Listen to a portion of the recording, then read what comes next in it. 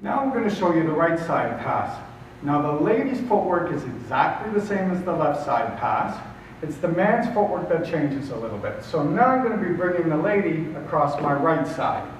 So I'm stepping back with my left, turning, closing with my right, stepping slightly back with my left, replacing slightly forward with my left again, and triple step. So do that again.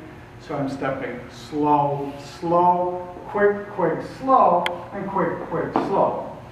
The difference is I need to lead the lady into an underarm turn.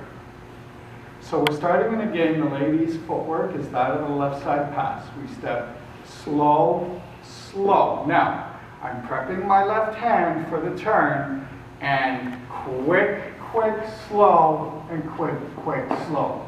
So this one more time. And slow, slow, quick, quick, slow, and quick, quick, slow.